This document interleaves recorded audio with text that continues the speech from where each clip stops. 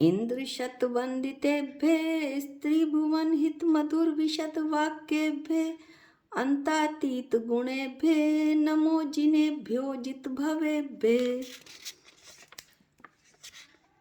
ये आचार्य कुंदकुंद स्वामी ने पंचअस्तिकाय संग्रह का मंगलाचरण किया है। 6 श्लोक पढ़ने के बाद हम इसका पूर्ण रूप से अध्ययन करेंगे।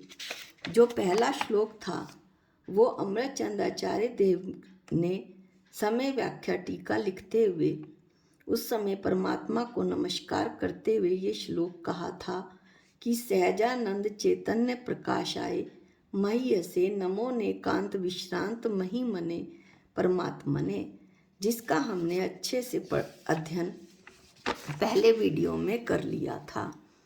अब हम दूसरा श्लोक आज लेते हैं।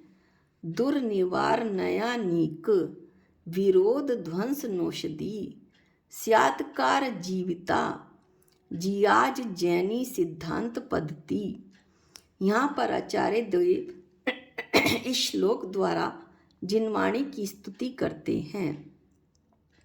श्लोक का अर्थ ऐसे बताते हैं कि स्यात्कार जिसका जीवन है, ऐसी जैनी यानी जिन भगवान की सिद्धांत पद्धति यानी जिनवाणी जो कि दुर्निवार नए समूह के विरोध का नाश करने वाली औषधि है, वह जयवंत हो।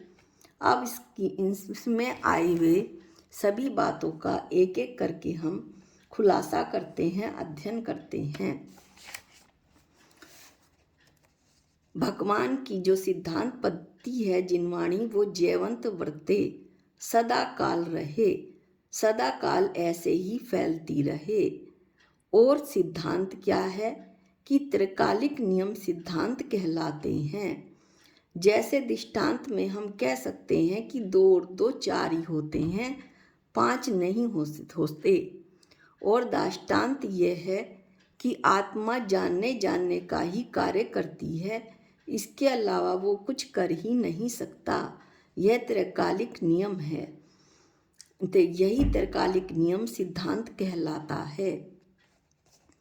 अब इस श्लोक में जिनवाणी जैन सिद्धांत पद्धति के लिए 2 विशेषण आए हैं। एक तो स्यात्कार जीविता, सिद्धांत पद्धति को जीवित रहने के लिए स्यात्कार चाहिए। स्यात्कार का अर्थ यह है कि जिनेंद्र भगवान की सिद्धांत पद्धति में कोई भी कथन बिना अपेक्षा के नहीं होता है। स्यादवाद जैन धर्म का प्राण है। यहाँ किसी अपेक्षा से जो कथन कहा जा रहा है वो स्पष्ट होना चाहिए। ये नहीं कि हमने कह दिया कि किसी अपेक्षा से कथन है तो बस वो अपेक्षा बिना बताए हम आगे पढ़ लें। जैसे पहले श्लोक में बताया कि किसी अपेक्षा से जीव तत्व नित्य है, यानी कि वो हमेशा जीव तत्व ऐसे ही रहने वाला है, अनादि से अनंत काल तक ऐसा ही रहेगा, बदलकर अपने वो जीव पने के कारण हमेशा नित्य ही रहेगा। अजीव धर्म अधर्म कभी भी नहीं बन सकता, परंतु जीव एक जैसा नहीं रहता, वो निरंतर बदलता रहता है। पर्याय अवस्था में बचपन से लेकर वृद्धावस्था तक यह बात हमने पहले श्लोक में पढ़ी थी। पहले हम छोटे थे, फिर बड़े हुए, फिर और बड़े हुए और अब वृद्ध हो रहे हैं। इस तरह से जीव तो वही है, परंतु वैसा का वैसा नहीं है, पर्याय रूप से बदल रहा है, अतः जीव अनित्य है। इस तरह से नित्य और अनित्य एक साथ है। अपेक्षा लगाकर हम बता सकते हैं कि किस अपेक्षा से नित्य है और किस अपेक्षा से अनित्य है। जैसे कोई व्यक्ति है, वो भाई भी है, पिता भी है और बेटा भी है। बहन की अपेक्षा से वह व्यक्ति भाई है, पुत्र की अपेक्षा से वह पिता है और पिता की अपेक्षा से वह बेटा है। अब ये जो सिद्धांत पद्धति है जैन धर्म की सिद्धांत पद्धति, इसकी दूसरी विशेषता बताई जा रही है। दुर्निवारनयानीक विरोध ध्वंस नोषधि। नयों के समूह के विरोध को दूर करना जो अत्यंत कठिन है। ऐसे विरोध को ध्वंस यानी नष्ट करने के लिए यह सिद्धांत पद्धति औषधि के समान है। एक ही वस्तु में विपरीत धर्म का होना, इसमें बहुत भयंकर विरोध है। मैं हूँ और मैं नहीं भी हूँ, मैं एक हूँ अनेक हूँ, मैं नित्य हूँ अनित्य हूँ। आचार्य कहते हैं कि जो नयों का समूह है वो इस विरोध को नष्ट कर देता है। मैं हूँ मैं नहीं हूँ विरोध कैसे नष्ट होगा कि मैं स्वयं की अपेक्षा से तो हूँ, परंतु मैं अन्य किसी द्रव्य की अपेक्षा से नहीं हूँ, शास्त्र की अपेक्षा से नहीं हूँ, पेन की अपेक्षा से नहीं हूँ, कॉपी की अपेक्षा से नहीं हूँ। और ये दोनों ही अस्ति नास्ति जो धर्म है वो एक साथ एक ही वस्तु में है। मैं मनुष्य हूँ, यह सत्य है, और मैं यह मनुष्य अन्य जितने पदार्थ हैं वो सब मैं नहीं हूँ, ये असत्य है। मैं या मेरी आत्मा सबकी अपेक्षा से है, पर की अपेक्षा से नहीं है। इस तरह अस्ति नास्ति धर्म मेरे में ही है। सबकी अपेक्षा से कहने वाला एक न है और पर की अपेक्षा से नहीं हूँ कहने वाला दूसरा न है। इस प्रकार नयों के द्वारा विपरीत धर्म युगल में जो विरोध हुआ उसमें उसको समाप्त कर दिया गया इस सिद्धांत पद्धति में।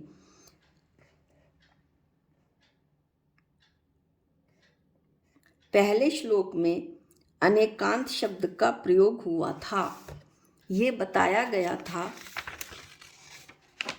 नमो नेकांत विश्रांत महिमने परमात्मने, और यहाँ पर एक शब्द आया है स्यात्कार जीविता या स्यादवाद शब्द का प्रयोग हुआ है। स्यात्कार या स्यादवाद एक ही बात है, इस शब्द का प्रयोग हुआ है। इन दोनों में क्या संबंध है अब ये देखते हैं। किसमें?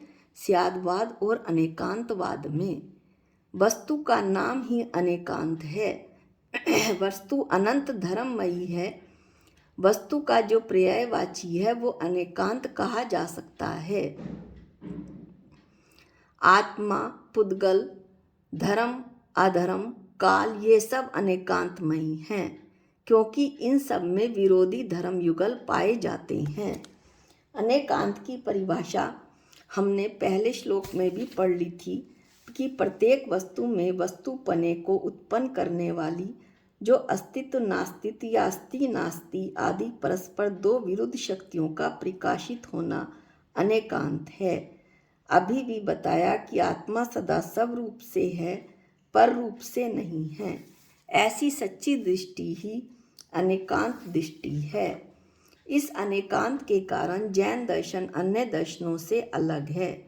अन्य दर्शन एकांतवादी हैं। एक ही पदार्थ में विरोधी धर्मों का अस्तित्व जो स्वीकारता है वो जैन धर्म है। अन्य दर्शन एक ही धर्म मानते हैं, जिससे कि वस्तु के अस्तित्व की सिद्धि नहीं हो पाती, वस्तु के स्वरूप की सिद्धि नहीं हो पाती है। अब है स्यादवाद।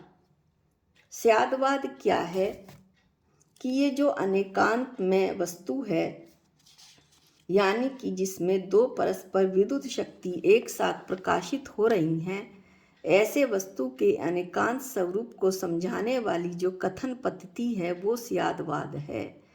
स्यादवाद अनेकांत को बतलाने वाला है।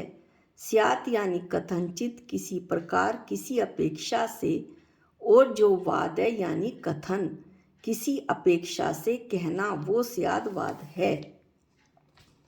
इसका हम और उदाहरणों सहित दृष्टांत सहित इसका और अध्ययन करते हैं। एक वस्तु में माना दो धर्म है, नित्य व अनित्य। यह तो अनेकांत बता रहा है। वस्तु में दो विरोधी धर्म है, हमें बोलकर बताना है। तो हम कहेंगे कि आत्मा में, या हम कहेंगे कि आत्मा में नित्यता है और आत्मा में अनित्यता है। आत्मा अपने अस्तित्व की अपेक्षा से नित्य है और आत्मा अपने परिणमन अथवा अवस्था की अपेक्षा से अनित्य है। ये स्यादवाद हुआ। कथन पद्धति, अनेकांत को कहने वाली कथन पद्धति।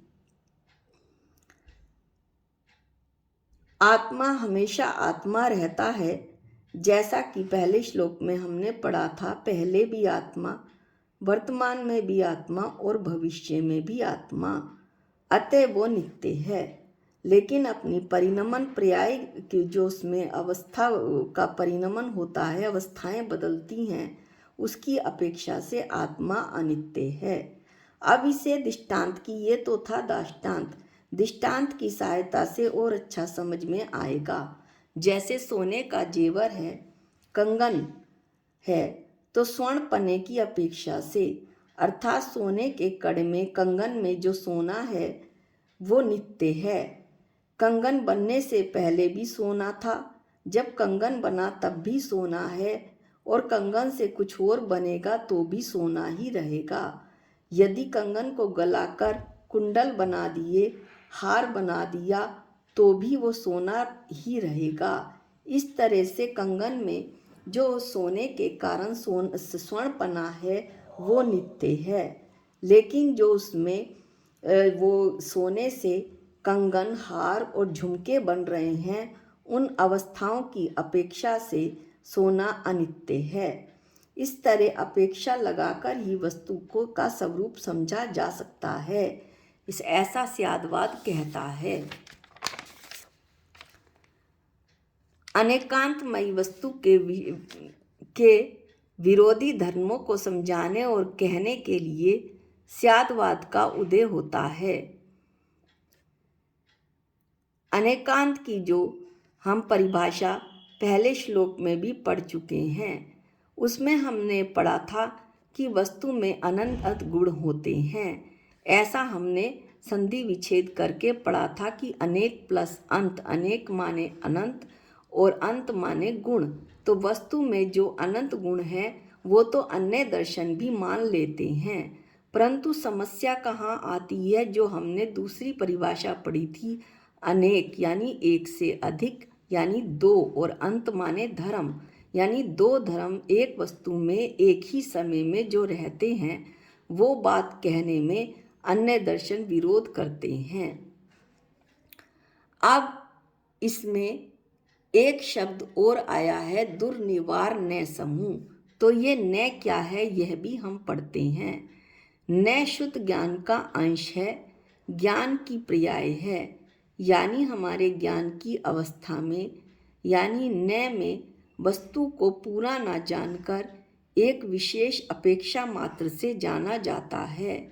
ज्ञान की यह दशा अवस्था ही न कहलाती है।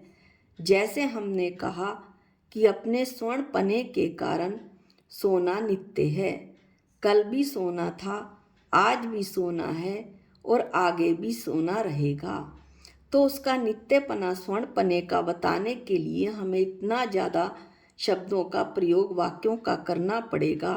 तो इसके लिए केवल एक न का हम प्रयोग कर लेते हैं। वह न द्रव्य न कहलाता है। द्रव्य न जो वस्तु को द्रव्य दृष्टि से देखे, यानी द्रव्य दृष्टि से देखने पर वस्तु कल भी ऐसी थी, आज भी ऐसी है और हमेशा एक जैसी रहेगी। द्रव्य न से स्वर्ण नित्य है, आत्मा नित्य है, पुद्गल परमाणु नित्य है, भूत भविष्य वर्तमान में त्रिकालिक रहने वाला जो ध्रुव स्वरूप है, उसे यह द्रव्य न बताता है। अपेक्षा को जो परिभाषित करे उसका नाम न है। अब ये तो इसने नित्य, इस द्रव्य न से तो नित्य को बता दिया, और पर्याय न से, तो पर्याय न से जो पर्याय बदल रही हैं सोने की, कभी कंगन, कभी झुमका और कभी हार, तो पर्याय न से सोना जो है वो अनित्य है। यह भी हम न की सहायता से समझ सकते हैं। इस तरह भगवान इसमें आचार्य अमरचंद देव कह रहे हैं कि दूसरे श्लोक में कि स्यात्कार जिसका जीवन है, यानी स्यादवाद जिसका जीवन है, स्याद बाद हमने पढ़ लिया, ऐसी जिन भगवान की सिद्धांत पद्धति यानी जिनवाणी और जो न्यायों का समूह है, जो न्यायों के समूह से विपरीत धर्म युगल एक ही वस्तु में है और किस तरह से हैं, उस विरोध को जो है इन न्यायों के द्वारा नष्ट किया गया। इस सिद्धांत पद्धति में न्यायों के द्वारा विपरीत धर्म युगल के विरोध को समाप्त किया गया, यानी कि जो अत्यंत दुर्निवार था, अत्यंत कठिन था, प्रत्येक दर्शन इस बात का विरोध करता था। उन न्यायों के द्वारा इस बात को समाप्त किया गया, इस विरोध को समाप्त किया गया कि एक वस्तु में विपरीत धर्म युगल कैसे रहते हैं। वस्तु के अस्तित्व को बनाए रखने के लिए ये विपरीत धर्म पाए जाते को कहना आवश्यक है, नहीं तो वस्तु का अस्तित्व ही नहीं रहेगा। इस प्रकार से ये जो औषधि है, औषधि यानी जो रोग को जड़ से खत्म कर दे। आयुर्वेद में औषधि दी जाती है जो रोग को जड़ से खत्म कर देती है, लेकिन जो एलोपैथिक है उसमें दवा दी जाती है जो रोग को दबा देती है। इस तरह से ये औषधि है और ये औषधि सिद्धांत पद्धति हमेशा जयवंत हो, हमेशा कल्याणकारी हो, सदा काल बनी रहे, ऐसे ही इसका यश फैलता रहे। इस तरह श्लोक में आचार्य अमृतचंद देव जिनवाणी की स्तुति करते हैं। जो इसका अगला श्लोक है वो हम अगले वीडियो में पढ़ेंगे। आज के लिए इतना ही। निज निधि निज में बताई ये अनंत उपकार है, इसके लिए जिनवाणी माँ को वंदनानंत बार है, वंदनानंत बार है। सबको जय जिनेंद्र।